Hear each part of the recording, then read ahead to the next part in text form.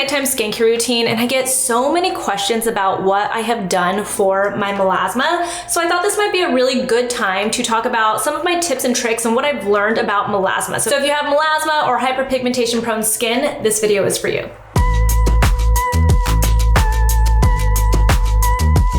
Before I get started, this video does include a partnership with Apostrophe. If you're dealing with a chronic skin condition, whether it's acne or melasma, I do believe you have to eventually see a dermatologist or a medical professional who can help prescribe some of the treatments that you actually need for your skin. So in a little bit, I'll be talking about the prescriptions that Apostrophe has given me for my melasma specifically.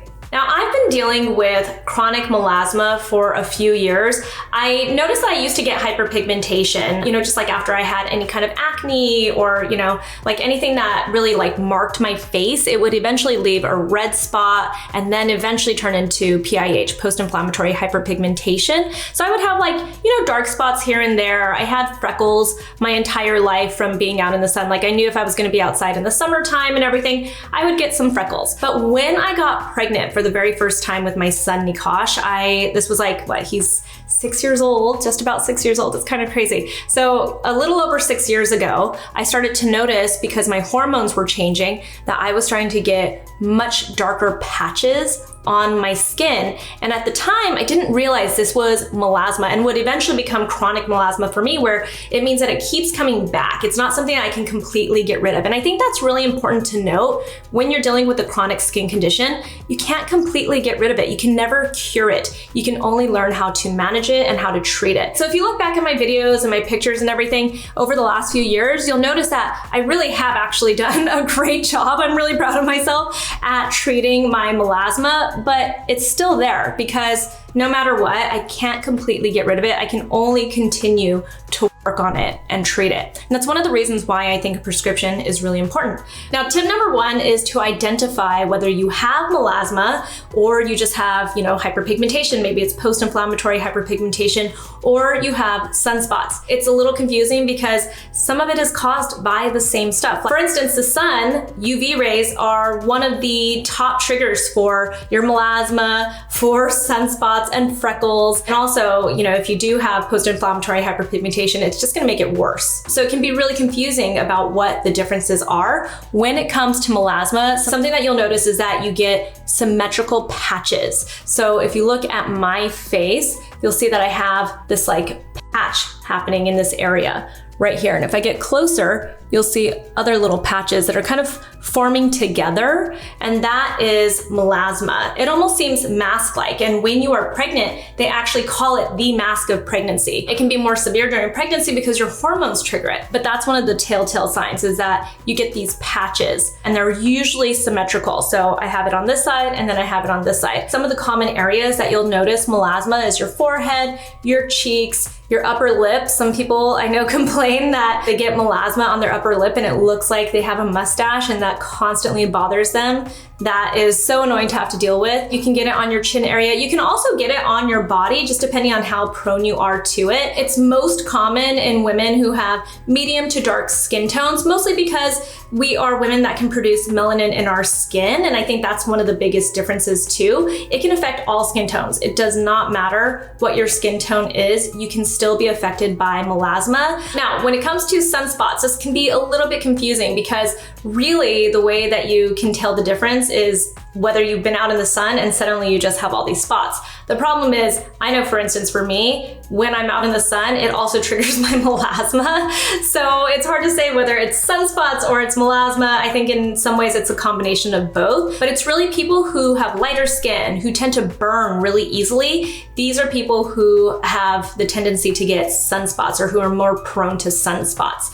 And it especially gets worse as you get older in age. And then when it comes to post-inflammatory hyperpigmentation, it's kind of exactly how it sounds. After your skin has become inflamed, so it turns red, it's been injured, it eventually goes from red to a dark spot, so a brownish or a grayish spot, and it's exactly where you had that injury. With post-inflammatory hyperpigmentation, or PIH, it's most commonly found after you get acne, after you get pimples, or at least that's what people tend to talk about the most, is they get a pimple and then after they deal with the pimple, they're left with a dark spot, and that's equally annoying because it still looks like they have acne, especially if you get, a big breakout. It looks like afterwards, you still have something happening with your skin. And that's because your skin makes more melanin after it deals with the inflammation. So if you have a darker skin tone, you're more prone to it because melanin is what makes the color of our skin, our eyes, and even our hair. So people with darker skin tend to be prone to it more, but it can affect all skin tones. It really can. Just like melasma, if you have the ability to produce more melanin, then you might get stuck with some PIH. But this can happen after any kind of skin condition. If you have psoriasis, if you get a rash, even if you have something like eczema, or you get a bug bite. I see this with my daughter all the time. She gets a mosquito bite and she immediately gets hyperpigmentation afterwards. And it lasts for a really long time. And I think that she might be a little bit more sensitive to mosquito bites than the average person. But I notice this with her all the time. She gets PIH from mosquito bites. So this can happen just from any kind of injury or infection or anything that's going to inflame your skin where it goes from red to dark. That is post-inflammatory hyperpigmentation. Tip number 2 is to identify your triggers, especially if you're dealing with melasma, which is chronic, meaning that there's no way to actually cure it. You're just probably going to deal with it for the rest of your life, but you can treat it and you can make it look better. And so if you know your triggers, you can try to at least avoid it or at least know what you're getting yourself into. We know with sunspots that it's triggered by the sun. So if you don't want to deal with sunspots, then obviously don't go out in the sun. Try to avoid it as much as possible. Protect your skin with both sunscreen and also with your clothing and wearing hats. If you are dealing with post-inflammatory hyperpigmentation, you know that the worse that your acne gets or your injury or that redness, whatever that injury or that inflammation is, you know that it's probably going to turn into PIH afterwards. So I think just being aware of that and using the correct treatments and ingredients to help prevent that darkness or at least get it to go away quicker is one of the big keys there. But especially when it comes to melasma, it's really important to know your triggers because everyone is different. Something that's frustrating about melasma is that we don't know enough information about what causes it, but what we do know is hormonal shifts are a big factor when it comes to melasma. A lot of the time, it's very common during pregnancy. Again, it's called the mask of pregnancy because you're having such intense shifts in your hormones when you're pregnant and even when you're breastfeeding that you'll notice your skin starts to fluctuate too, and you'll deal with even sometimes acne. So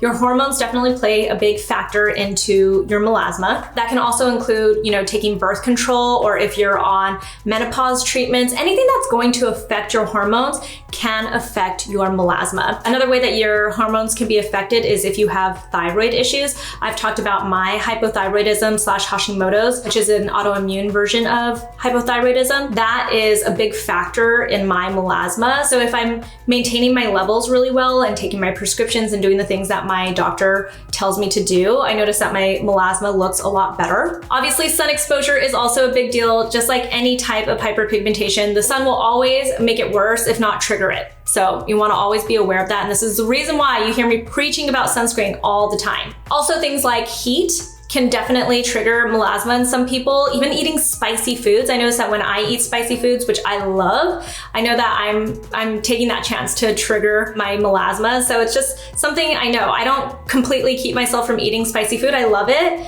but it's just something that I know that I'm gonna potentially have my melasma trigger. It's gonna trigger my melasma a little bit. So I just kind of make those decisions, but I do avoid other ways that, heat can affect me. For instance, I don't do saunas. I don't do hot yoga anymore, even though I love hot yoga. I stopped doing all of that stuff because it would make my melasma worse. And of course, knowing your family history. Is your mom prone to melasma, your sister, your aunt? If you see that it runs in your family, then chances are you're gonna deal with melasma too. Tip number 3 is to try prescription strength treatments. This is especially important if you're dealing with chronic melasma. If you feel like you have tried so many different things and it's not going away, then it's a good time to try prescription strength because it means that you need something stronger. I personally love using Apostrophe. I think it's a really streamlined process to get a personalized custom skincare plan for whatever skin condition you're dealing with, whether it's melasma or acne or whatever it is that you're trying to get a prescription for. I love that you sign up online, you fill out all of your information, and then you send it off and they take a look at it and give you that consultation online. For me, it's so much easier than going in to see a dermatologist every single time I want to update my prescriptions, especially because if you're on a journey with your prescriptions and the different ingredients you're using, you sometimes, especially in the beginning, want to switch things up a lot. And it's great because you can just send an email like I do in the middle of the night. Like once my kids are asleep, I hop onto my computer and I send, a little message off to the derm team. And I just let them know like, oh, you know what? I think that I need to change out this, or I'm experiencing this situation with my skin. And they change out your prescription for you. So if you feel like you don't have access to a dermatologist or it's just like a big pain in the butt, Apostrophe is really great. For me specifically and my melasma, the treatments that I am on right now have actually changed a little bit. I'm really excited about this. They actually sent me 15% azelaic acid with 4% niacinamide. You know that I love both of these ingredients. I have used azelaic acid at 10% for years at this point, and I loved what it was doing for my skin, but I hadn't tried it at the prescription strength, which is anything above 10%. So I'd been wanting to try azelaic acid at 15%. If you don't know about azelaic acid, it's a dicarboxylic acid. It really works on that redness that you get with your skin, and we all know that that redness can eventually turn into your dark spots or your melasma for me. I personally love azelaic acid just because it's such a great gentle ingredient. It's wonderful for unclogging your pores. It has slight exfoliating properties to it, but it's not gonna be like your AHAs or your BHAs where it's gonna be really strong. You can use this on a daily basis. Even if you're a person who has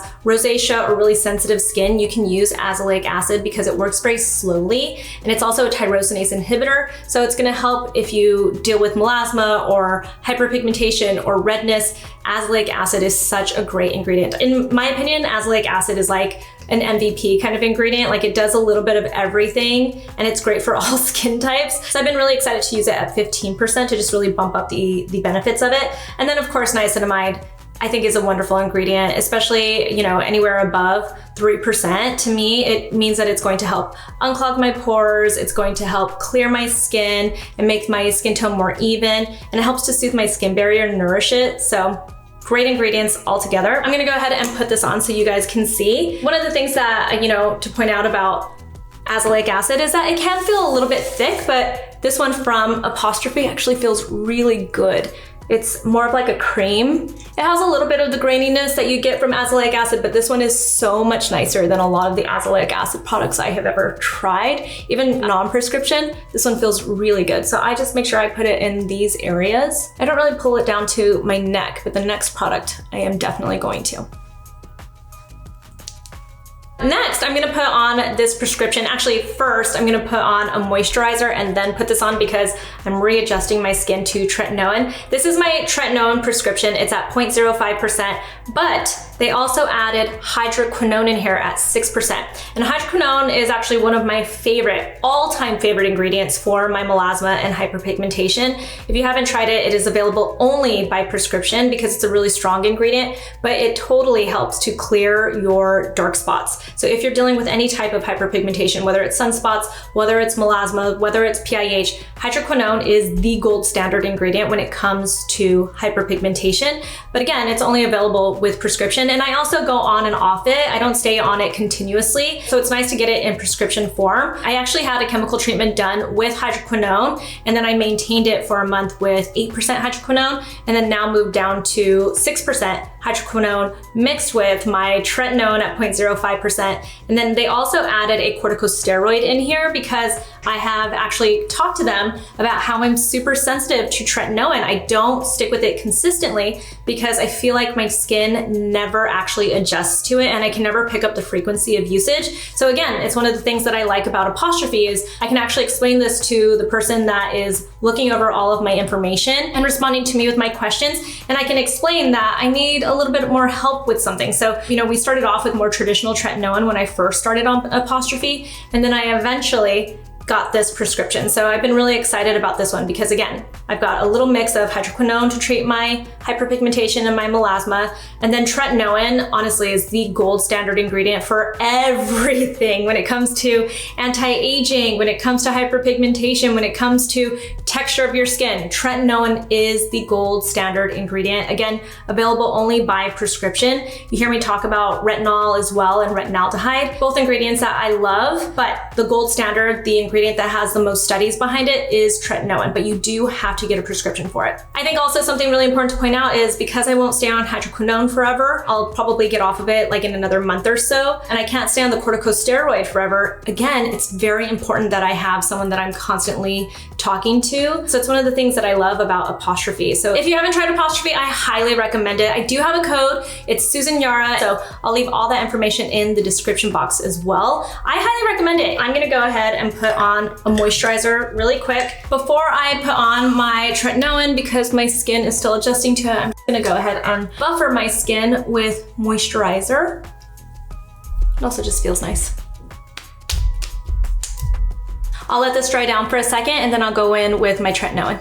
Okay, so that is one of the only times where I let my skincare dry down before I apply my next product. And that's when I'm gonna put tretinoin on, because I just don't want it to work as quickly or as strongly when I'm first adjusting my skin to it. I'm only gonna use a pea-sized amount. Actually, it's a little bit more than pea-sized, but I'm gonna use this on my face and also on my neck and chest area. So a little goes a long way. Another thing to know about Apostrophe that I really like is you can get other prescription treatments for your skin, whether it's oral or topical. So for instance, if you're dealing with PIH, post-inflammatory hyperpigmentation, that's mostly caused from acne, then you want to get ahead of your acne as well. So they do have prescriptions for ingredients like clindamycin or spironolactone, both topical and actually oral, and other ingredients that can help you get ahead of your acne. And once you get your acne under control, then you're more likely to get your PIH under control. So it's just really great to have that access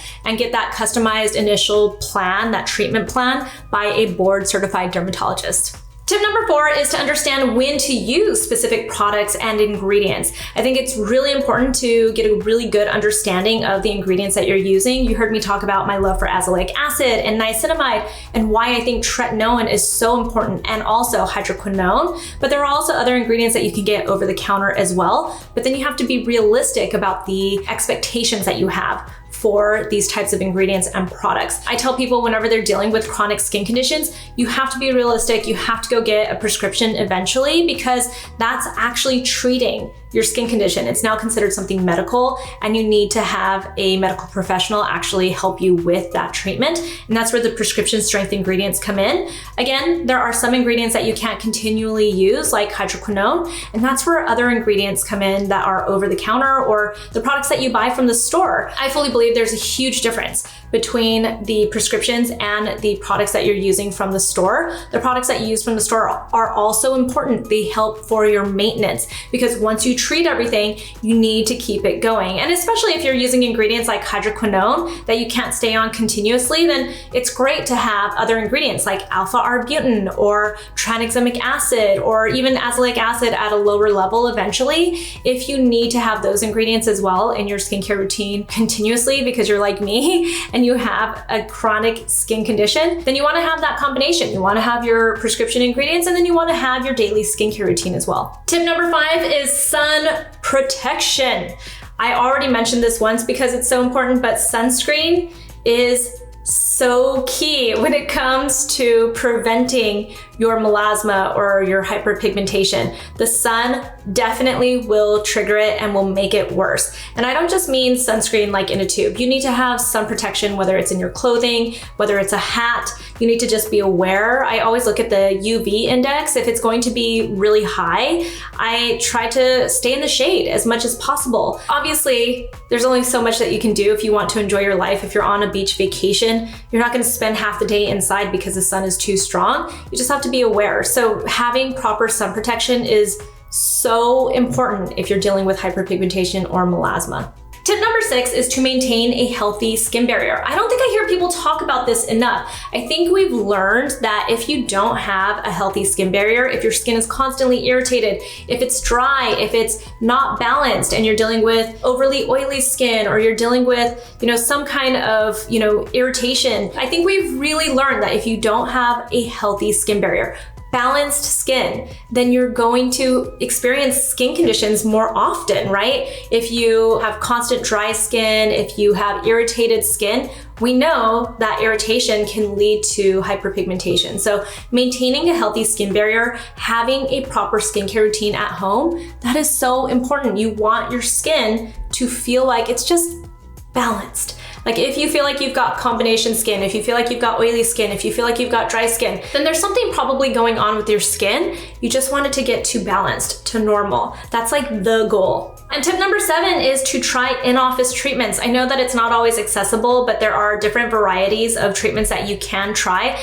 And I, for instance, have seen a huge difference in my skin. I feel like when you get a skin treatment, whether it's a chemical peel, I've tried both TCA peels, and I've also tried the VI peel. I liked both. I think TCA is probably my favorite, just because it felt a little bit more gentle. There's also lasers, there's Clear and Brilliant, but I think it's also really important to point out that you have to see the right expert. If you have any kind of color to your skin, you especially want to be aware of that because you're more prone to hyperpigmentation. So any types of in-office treatments can potentially make your hyperpigmentation worse if you don't see the right expert who knows how to care for your skin. So just be very aware of that. But I personally love getting these in-office treatments done. Occasionally, I'm on camera all the time, so I don't have the ability to get as many treatments as I want because you do have a little bit of downtime and it's not intense downtime. You could technically go to work with like really peely skin after a peel and you just might look like a little freaky. You might be a little bit red or something and you're just gonna be like,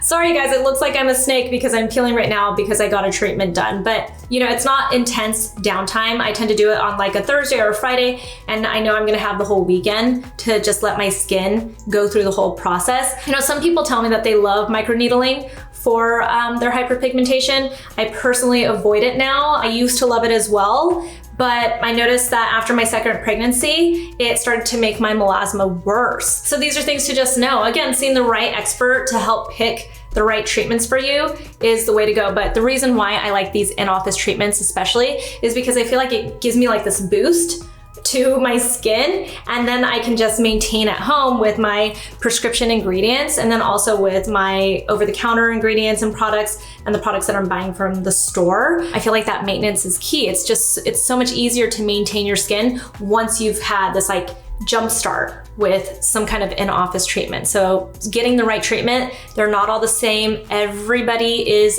different.